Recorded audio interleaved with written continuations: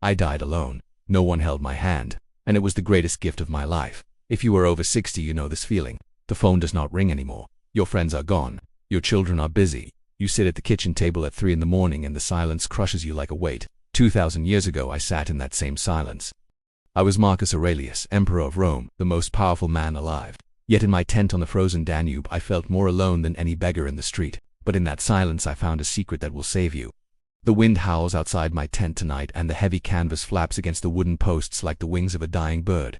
It is the middle of winter here on the frontier, and the cold is a physical thing, a beast that gnaws at my old bones. I can hear the footsteps of the sentries pacing back and forth in the snow, their armor clinking softly in the dark. They are guarding me, guarding the emperor, but they cannot guard me from the thoughts that come when the sun goes down. They cannot guard me from the emptiness that sits in the corner of this room watching me with ancient eyes.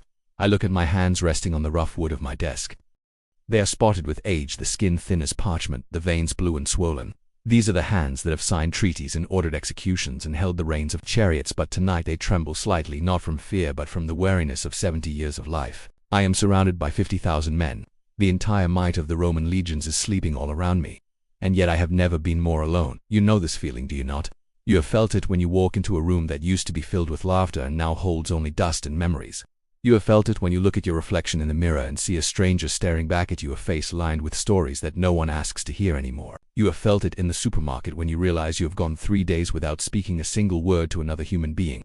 It is a hollow ache in the chest, a sense of being untethered from the world, as if gravity has lost its hold on you and you are drifting slowly away into the void. I want to tell you that you are not wrong to feel this. It is the natural burden of long life. To live a long time is to watch the world you knew slowly dismantle itself. The friends of your youth are gone. The spouse who knew the rhythm of your breathing is gone. The mentors who guided you are gone. You become a survivor, a relic of a time that no one else remembers.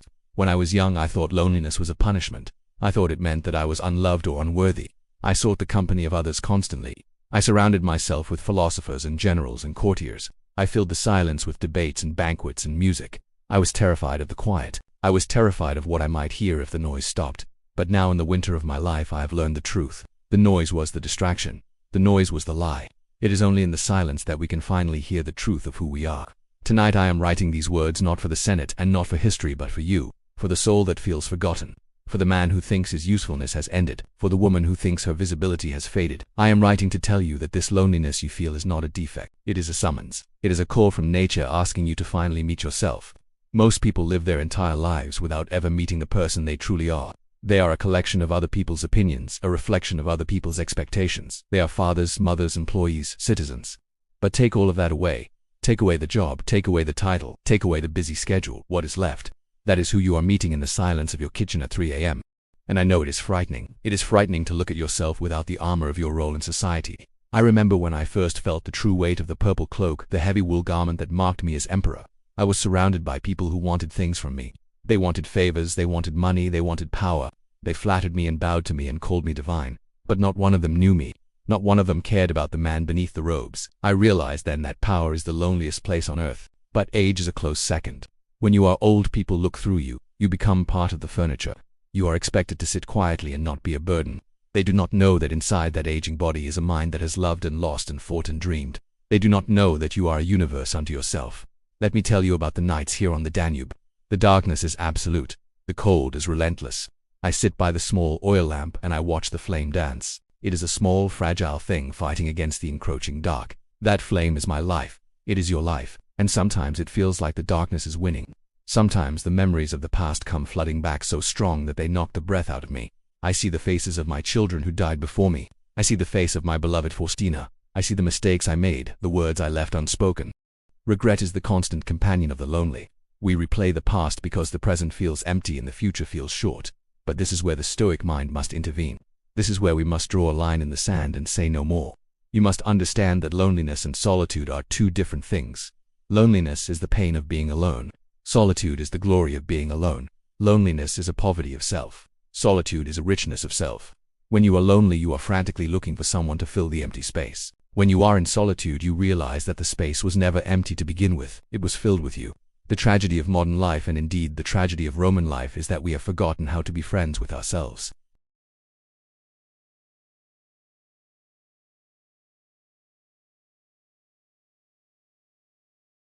Who would want to be trapped in a room with a tyrant who constantly insults them? That is what you do to yourself when you are alone. I want you to change the conversation you are having in your head. Tonight, when the house is quiet and the world is asleep, I want you to stop looking at the empty chair across the room. I want you to look inward. I want you to realize that you have a companion who has been with you since the moment you took your first breath. That companion is your own soul, your own reason, that divine spark that lives within you. We call it the demon. It is the part of you that remains untouched by the wrinkles and the aches and the losses. It is the part of you that is timeless. When I sit here in my tent, I am not talking to myself like a madman. I am conversing with my demon. I am asking it questions. I am testing my own thoughts. I am finding comfort in my own mind. You have spent 60 or 70 years accumulating wisdom. You have seen empires rise and fall in your own life. You have seen children become parents. You have seen technologies change the world. You carry a library of experience within you. The fact that you are still here, the fact that you have survived the storms of life, is proof of your strength. Do not let the silence frighten you. Embrace it. The silence is the only place where you can hear the gods speak. The silence is where you prepare for the final journey. I often think about the old olive trees in the gardens of Rome. They are twisted and gnarled. Their bark is cracked. Some of their branches are broken, but they are beautiful. They are beautiful because they have endured. They have weathered the storms and the droughts and the pests. They stand alone in the field, and they do not complain that the sapling next to them has died. They simply exist. They offer their shade to anyone who passes, but they do not beg for attention. You must be like the olive tree. You must find dignity in your endurance. The night deepens and the cold seems to seep through the very floorboards of my tent. I pull my cloak tighter around my shoulders. The oil in the lamp is burning low and the shadows are growing longer, stretching across the maps and scrolls that litter my table. These maps show the borders of the empire, lines drawn in ink that men are dying to defend. But the only border that matters tonight is the border between my mind and the external world. That is the only territory I can truly command. I want to speak to you about the ghosts. If you are my age, you live with ghosts. I do not mean spirits that float through walls and rattle chains. I mean the memories of those we have lost. They are the fiercest source of our loneliness. I remember my tutor. He was the man who taught me to love words, who taught me that a king must first be a servant of the truth. We wrote letters to each other for years. His mind was a sharp blade that honed my own. When he died, I felt a silence open up in the world that I thought would never be filled. I wanted to tell him things, and there was no one to hear them. I wanted to ask his advice, and there was no answer. And then there were my children. To lose a child is to lose a piece of your future. It is a violation of nature, or so it feels. Parents should not bury their children. And yet I have buried so many. I have stood by small graves and watched the earth cover the faces I loved more than my own life. In those moments, the loneliness is a physical pain, a screaming void that threatens to swallow you whole. You look around at the bustling city, at the soldiers marching, at the merchants selling their wares, and you want to scream at them. How can you go on? How can the world keep turning when my world has stopped? If you are listening to me now, I know you carry these ghosts too. Perhaps it is a husband or a wife who sat across from you at the breakfast table for 40 years. The silence they left behind is deafening. You catch yourself starting to say something to them, and then you remember. The realization hits you fresh every time, like a blow to the stomach. You feel abandoned. You feel like a survivor of a shipwreck left drifting on a vast empty ocean while everyone else has gone under. But let us look at this with the eyes of a Stoic. Let us strip away the emotion and look at the naked truth. What is loss? Is it a theft? Did the universe steal these people from you? No, the universe gave them to you for a time. They were never yours to keep. They were on loan from nature, and nature has called them back. When you return a borrowed item, do you weep and scream that you have been robbed? No, you say thank you for the time I had with it. This is a hard lesson. It is the hardest lesson I have ever had to learn. I have had to learn it over and over again, with every death, with every betrayal, with every friend who turned into an enemy. The loneliness you feel is the pain of attachment. You are holding on to what is no longer there. You are clutching at smoke. And because you are looking backward at what you have lost, you are missing what you still have. I sit here in this tent and I could weep for the past. I could spend my night mourning the days when I was young and strong and surrounded by family, but that would be an insult to the present moment. It would be an insult to the life that still beats in my chest. I am still here. The gods have granted me another day, another hour. Why should I waste it mourning what is gone? You must make peace with your ghosts. You must invite them to sit with you, not as sources of pain, but as honored guests. When I think of Fronto now, I do not focus on his absence. I focus on the wisdom he left me. His voice is still in my head, guiding me, correcting me. He is not gone as long as I remember him. When I think of my children, I do not focus on their death. I focus on the joy they brought me in their short lives. I carry them with me. They are part of the fabric of my soul.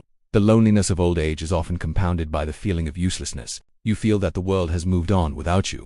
The younger generation runs fast. They speak in a new language. They value new things. You feel like a relic in a museum, touching the glass, but unable to participate. In Rome, I see the young senators. They are ambitious, they are loud, they are certain that they know everything. They look at me and they see a tired old man. They wait for me to die so they can take my place. It would be easy to be bitter. It would be easy to retreat into my shell and hate them for their youth and their ignorance. But bitterness is a poison you drink yourself expecting the other person to die. It only deepens your isolation. If you withdraw from the world because you feel it does not value you, you are punishing yourself. You must understand that your value does not come from their approval. It comes from your character. It comes from your reason. The world needs you, even if it does not know it. The world needs your patience. It needs your perspective. It needs your calmness. You are the anchor in the storm. When the young run around in a panic chasing money and fame and pleasure, you can sit still. You can show them by your example that these things are fleeting. You do not need to preach to them. You just need to be.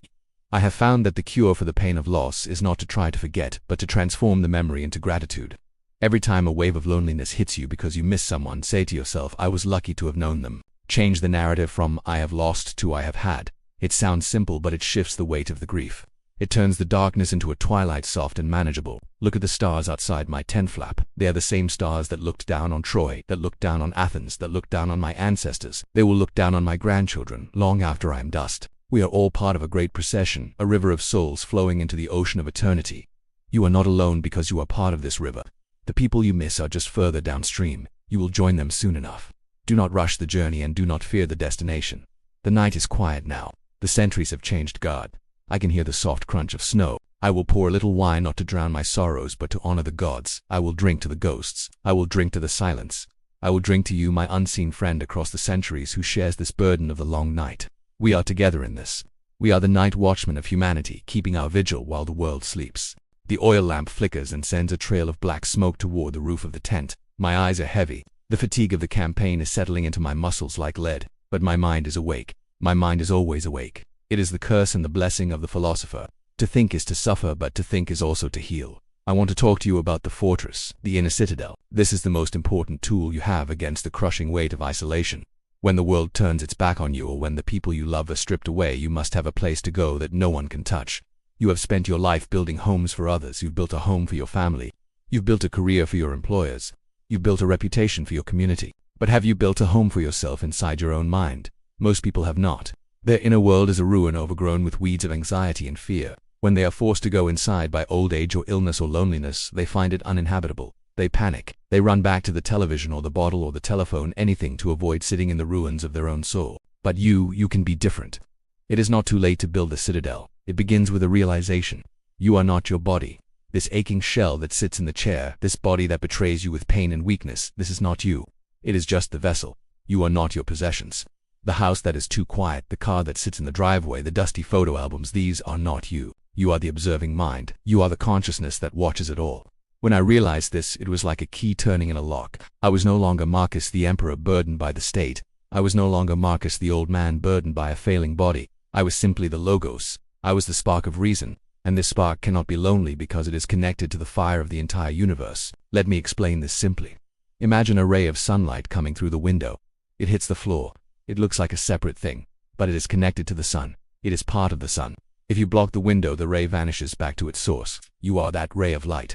You feel alone because you are looking at the floor where you have landed. You see yourself as a small, isolated patch of light. But if you look back along the beam, you realize you are connected to the sun. You are connected to the source of all things. This is why I say you are never truly alone. You are part of the cosmopolis, the city of the universe. The plants outside your window, the dog sleeping at your feet, the stars in the sky, they are your kin. They are made of the same stardust. They follow the same laws of nature.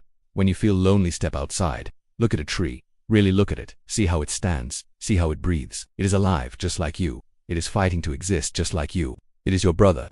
I have found great comfort in the company of nature when human company has failed me. Here on the Danube, the river is my companion. It flows relentlessly, indifferent to my wars and my worries. It teaches me about change. It teaches me that everything passes. The water that flows past my camp tonight will be in the Black Sea tomorrow. The pain you feel tonight will be gone tomorrow. The loneliness you feel is just a cloud passing across the sky of your mind. It is not the sky itself. But you must practice this. You must train your mind like a soldier trains for battle. When the thought comes, I am all alone, nobody cares about me, you must catch that thought. You must hold it up to the light of reason and ask, is this true? Is it true that you are alone? No, you are with yourself. Is it true that nobody cares? The universe cares enough to keep your heart beating. The sun cares enough to rise for you. The earth cares enough to feed you. You are focusing on the indifference of a few humans and ignoring the embrace of the entire cosmos. This is the discipline of perception.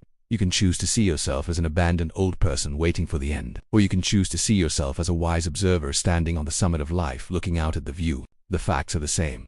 The phone still doesn't ring, the house is still quiet, but the meaning is entirely different. One view leads to despair, the other leads to peace. I remember a night a few months ago. The pain in my stomach was terrible. My physicians gave me opium, but it only dulled the mind. It did not remove the fear. I lay there sweating in the dark, wondering if this was the end, and I felt a terrible panic. I wanted my mother. I wanted my wife. I wanted someone to tell me it would be all right, but there was no one. The guards were outside, but they could not help me fight the battle against death. That is a battle we fight solo. And then I remembered I retreated into the Citadel. I focused on my breath, in and out, in and out. I told myself this pain is just sensation. It is not evil, it is just a signal from the body. It does not touch my character, it does not touch my soul. And slowly the panic subsided. The pain was still there, but the suffering was gone, the loneliness was gone. I was with my daimon and we were facing the pain together. You can do this too. When the silence of your house becomes oppressive, do not run from it. Sit in it, close your eyes. Listen to your own breathing. Feel the life inside you. Say to yourself, I am here. I am strong. I am enough. You do not need to beg for scraps of attention because they are feasting at the banquet of their own soul. The dawn is approaching. I can sense the shift in the air. The blackness outside the tent is turning to a deep bruised purple. Soon the sun will crest over the frozen hills and the camp will burst into noise.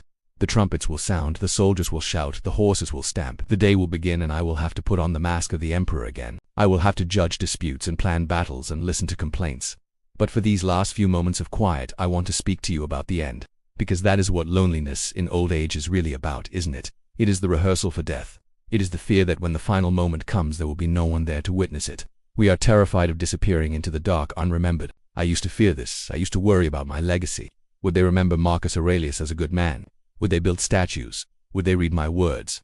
But now I see the vanity of that. Alexander the Great is dead and his mule driver is dead, and they are both buried in the same earth. The memory of them is fading. Soon I will be forgotten and you will be forgotten. This is not a depressing thought. It is a liberating one. If we are all going to be forgotten, then there is no pressure to perform.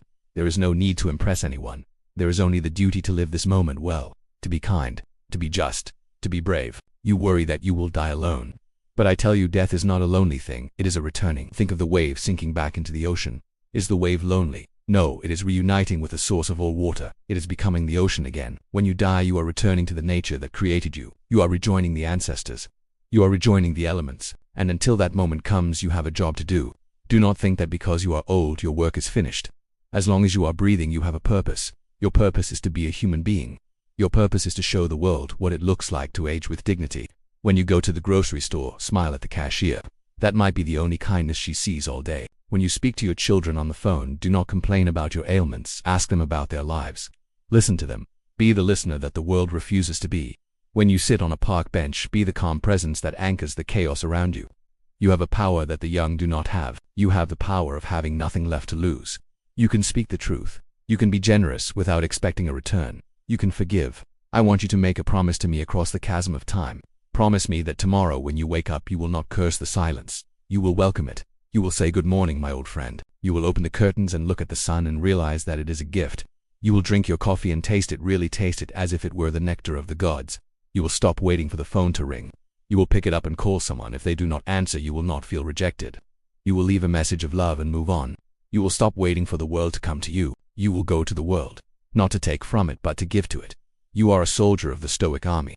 Your battlefield is not the Danube. It is your living room. It is your mind. Your enemy is not the barbarians. It is despair. It is self-pity. And you must win this battle every single day. I will leave you now. The sun is up. The day demands my service. I will put on my sandals and walk out into the cold, and I will do my job. I will be Marcus, but inside I will be the watcher. I will be the silence, and I will know that somewhere in the future you are sitting in your kitchen fighting the same battle, and that makes us brothers. That makes us comrades. We are not alone. We are never alone. We are the fire that burns in the dark. Keep burning, my friend. Keep burning.